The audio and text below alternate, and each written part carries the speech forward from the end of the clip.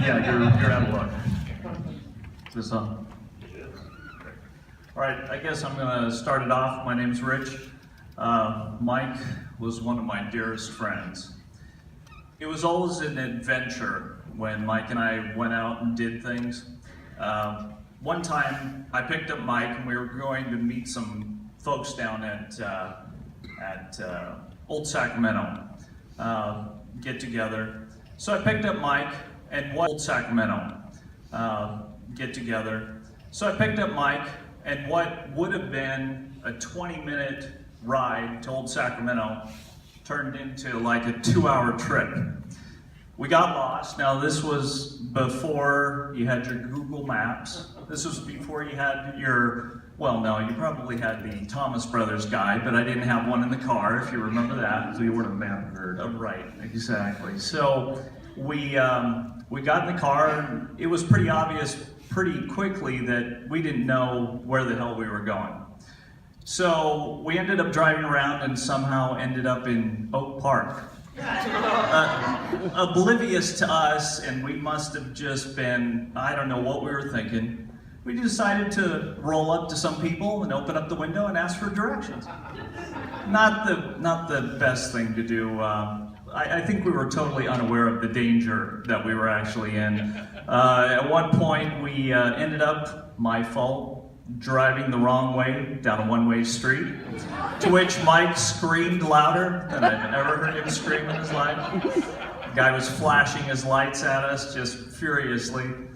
So for Mike screaming, it would be, yeah, right, something like that.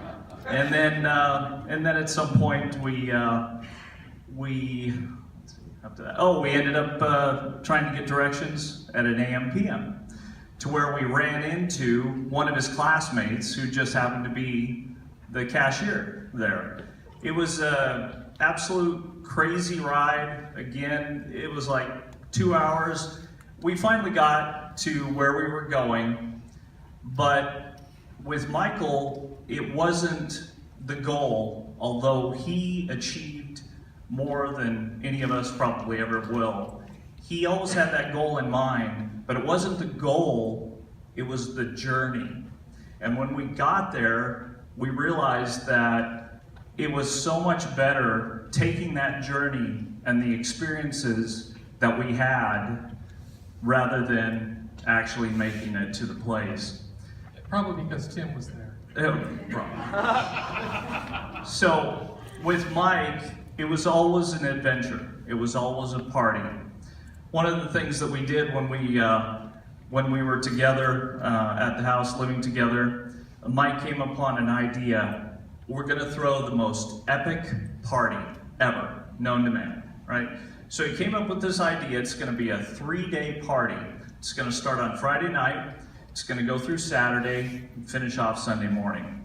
Well, he came up with this idea, and Friday night, it was gonna be the time warp party. So what we did is, well, Mike spent hours and hours and hours compiling video and music of different decades. Now remember, with video, this is back when it wasn't on a computer. It was two VCRs. Right. And he would play something, hit record, let it go, stop it, and then move the tape. And so just give you an idea of the amount of work involved in what he did. Oh yeah, exactly. So for 2 hours, we would feature the 70s. So he took all the great movie clips, TV shows from the 70s, compiled it into a 2-hour tape, and we'd play that at the same time we'd be playing 70s music. During this time, we had the James Brown dance-off. So, which I still assert I won. Yeah, right. So somebody cheated, ducked down, threw a coat over him, and pulled it off, and that's how they ended up winning. I wasn't told we could bring outside help. Yeah, right. So then the next decade for the 2 hours would be the 80s. So the best clips of the 80s. Well, Mike decided during this time we're going to have a game show, one in which Aaron hosted. So we had a game show. Also, I should mention that we all donated prizes for these different. They weren't prizes. They were more punishments. They were crap out of our closet. It was really, it was reused, recycled crap. So the person that won the game show, correct me if I'm wrong, received a VHS copy of Waterworld. Yeah, I remember that. Yeah, it was, well, and I think it was used too, but Mike actually liked that movie. I think he was probably... We did the only 100 one. episodes of a podcast all about that stuff. Well, so for us, it was a prize. Yeah, right. It was better. It was better than the Chia Pet. Hey, That's hey, never a prize. Hey, Rich, Yeah. where's AT? I don't know. Yeah, there were supposed to be 4 of us. Dude, get out here. Yeah. Or wait. Just like him to be late. Yeah. Now, what?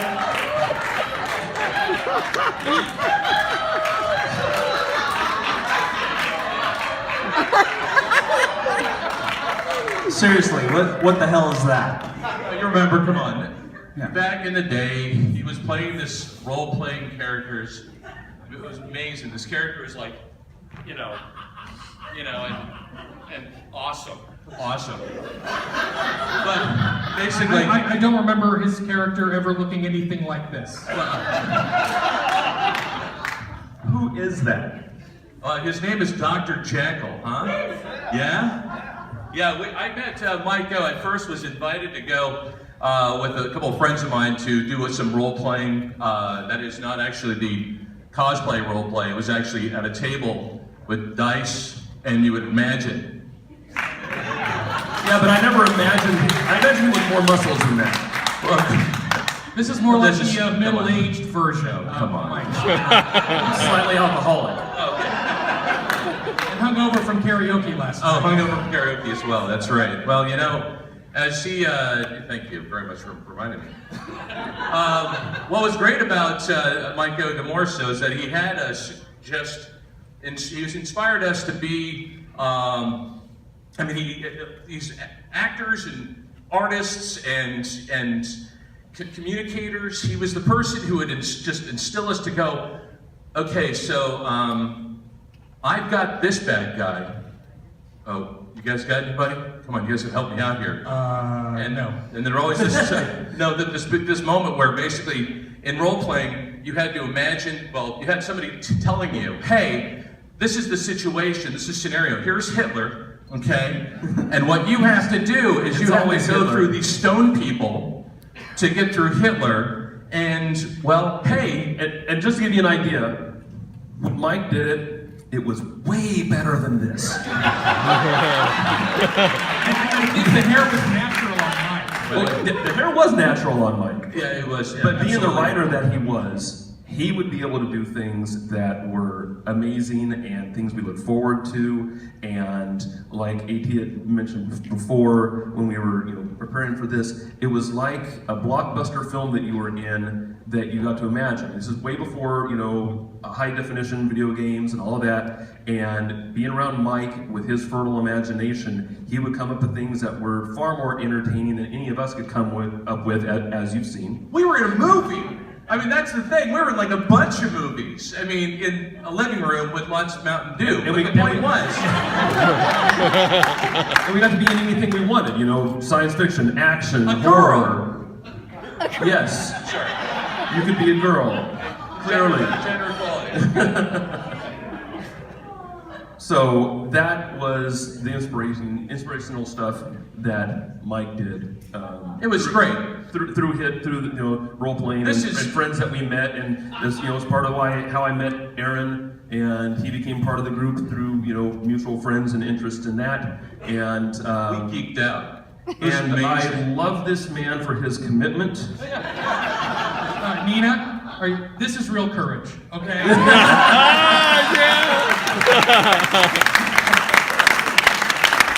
With lots of duct tape. Yeah. So, you know what, everyone, big round for AT with showing that love.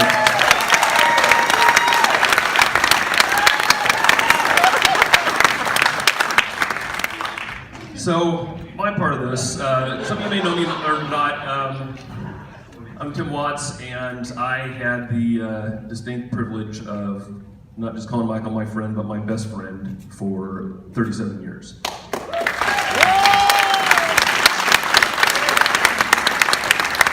And we met in 5th grade, and as soon as we met, it was just immediate that we loved all the same things, had all the same interests.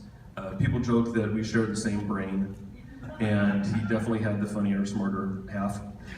But me being an artist and him being a writer, you know, he would definitely be more comfortable up here than me, but I do the best I can.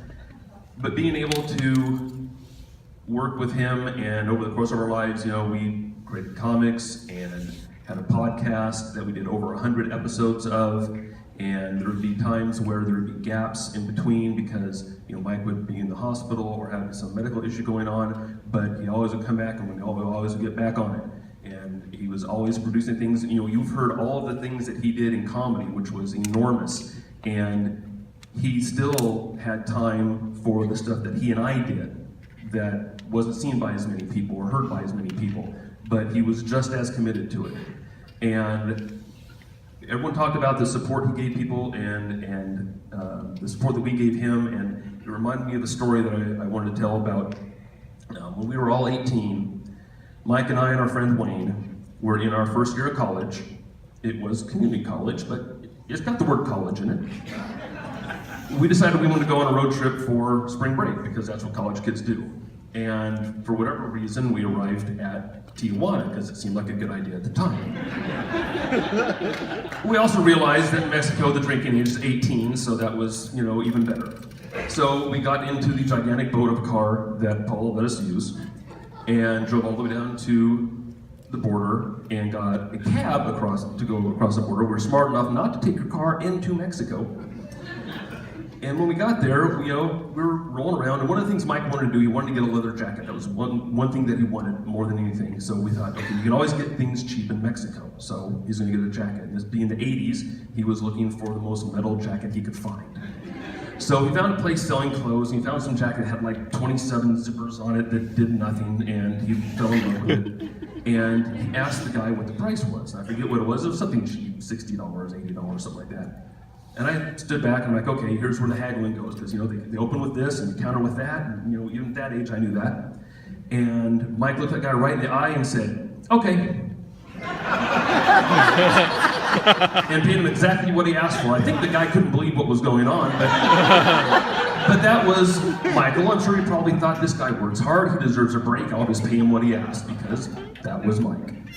And so he had his jacket, he was happy, we decided to go get something to eat, found a restaurant, but it had stairs going down to a dining room that was below street level. And being Mexico, obviously no Americans with Disabilities Act, not even Mexicans with disabilities, which would be MDA when I think about it. So Wayne and I, without missing a beat, no problem. You grab the front, I grab the back, pick the wheelchair, down the stairs we went. Not that we couldn't find another restaurant, anyway, down we go. Proceed to have a great meal and take advantage of the drinking age and get staggeringly drunk. And at the end of the meal, we pay the bill, and it dawns on us, oh crap.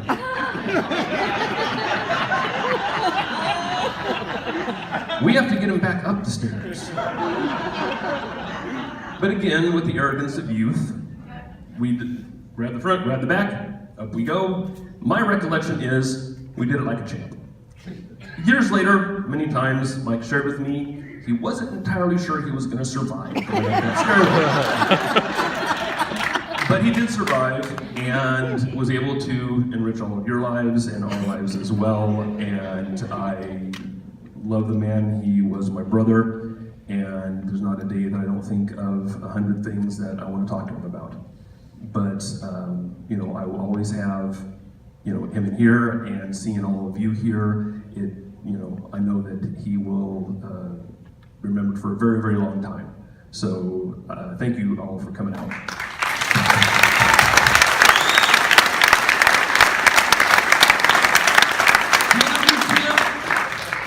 Beat me up again. Here.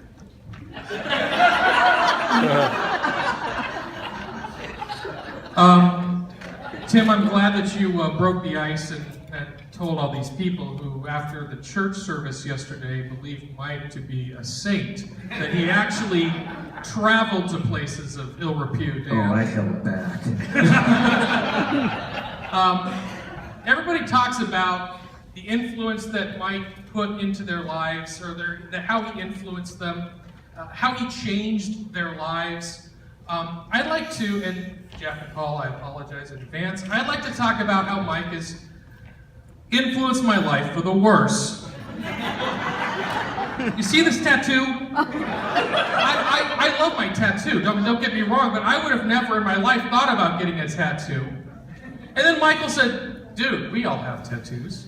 All the cool kids have tattoos. Why don't you have a tattoo? And so Michael and AT decided that I needed to get a tattoo, and I needed to get rip-roaringly drunk first, and I needed to get rip-roaringly drunk afterwards, and Michael needed to tape a video of me dancing in my apartment to Wham!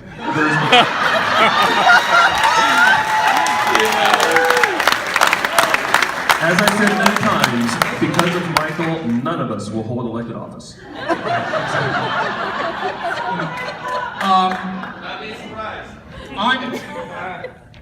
Michael is responsible for my multi-cigar-a-day habit. Thank you very much, Michael.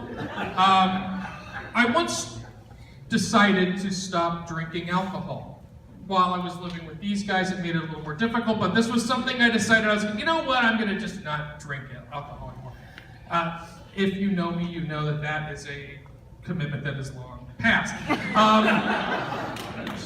But while I'm not drinking alcohol, Mike suggests, well, why don't you just drink O'Doul's? You like the taste of beer? Why don't you just have the non-alcoholic beer? I said, okay, great. And so I'm enjoying the non-alcoholic beer with the pizza and the chili dogs and all the other great food that Mike would bring into the home. Healthy eating, yeah. And then one night he decided, why don't you just shotgun the O'Doul's? Who the hell shotguns an O'Doul's? So you can get not drunk faster. But because Mike said it, it seemed like a good idea at the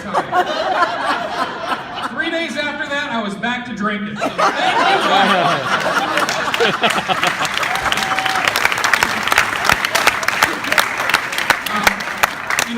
you. It's kind of unfair. I see a lot of family in the audience, and I do see a lot of friends as well. But it's kind of unfair that the four of us, although we love Michael and spent a lot of time with him, we aren't the only ones who were his friends.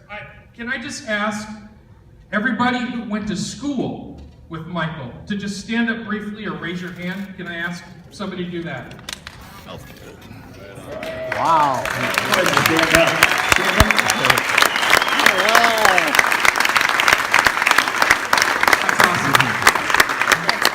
How about the people he worked with? Can I have anybody that Michael worked with? That's fantastic.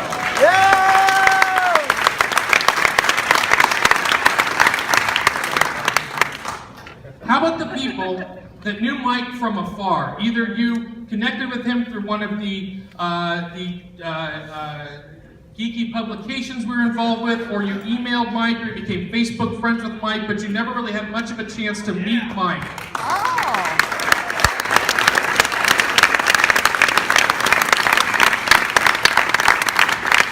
How about all the comedy people that work with Mike?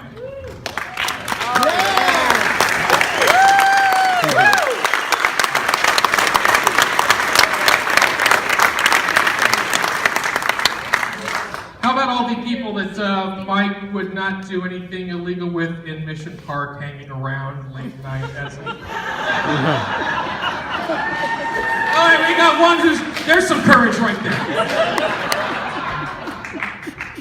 I'm probably missing groups. I know there's little pockets of people, but I think that pretty well represents the majority. How about who's related to Mike? Oh, yeah. There we go.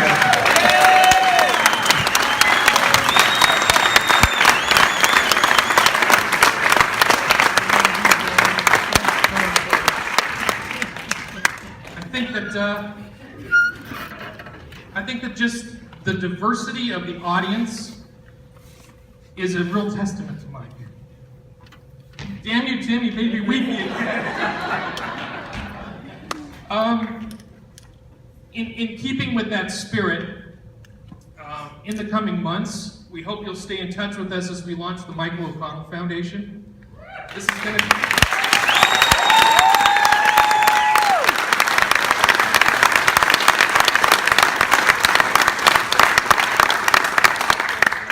going to be a 501c3 private foundation, which will at first be able to enable organizations that Mike was supportive of or that we feel supports Mike's vision. And so we hope to be doing some fundraising and helping out those wonderful organizations such as MDA, for example. Later on, God willing, if we're successful, we'd like to start some smaller charities that are spin-offs to include organizations that promote and support people with disabilities, artists with disabilities who can find a way to share their art maybe a little bit more broadly with others. We know how important Mike's van was to him and the two vans that he had and his ability to get around and how that changed his life. We'd like to help some people with that need as well down the road.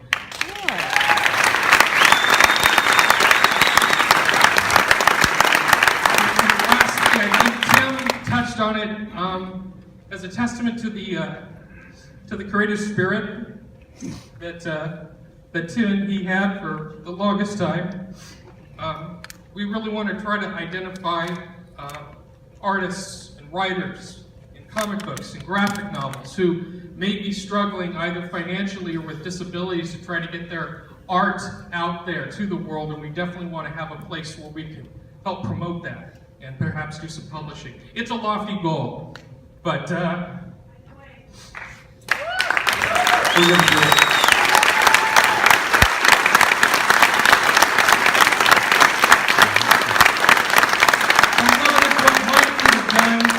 If he'd had more time. That's right.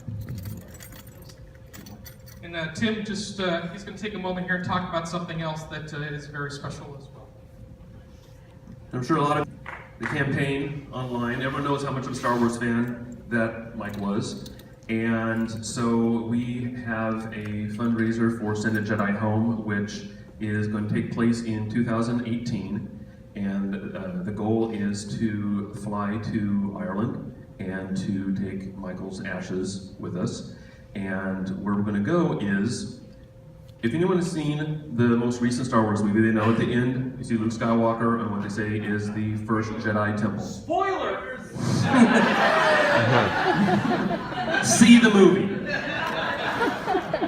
So that scene was filmed in Ireland, and it was filmed at an island called Skellig Michael, believe it or not. And this was a monastery that was inhabited for 600 years by monks, and the ruins are still there. And the goal is to go there and take his ashes to his ancestral home, and also an iconic location for the film franchise that he loved so much, and make that his final resting place. We have to carry him up more steps?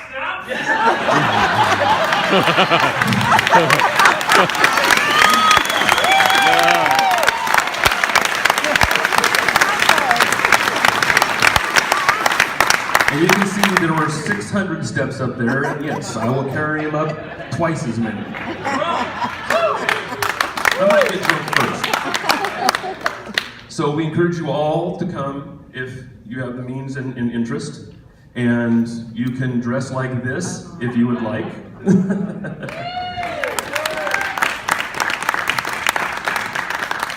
Now, there are a couple things that I objected with Shelley. She said no to the metal bikini. I have a problem with that. But whatever you're interested in. Now, we also have... E.T., this is fully appropriate, by the way. That is never appropriate. We also have a crowdfunding program going right now, and you can go to CrowdRise sendajedi.com and just search Send a Jedi Home, and that will help take care of some of the hard costs associated with the trip. But it is something that we know Michael would have loved. It's important to all of us, and I know that all of you have been supportive of Michael always, and I know that he has done things for you that maybe nobody knows that he did except you. But I know that he touched all of you. And so we appreciate you being here and know that you will be supportive of this. And as we wrap things up, I'd like to bring your host, Robert Berry, back up.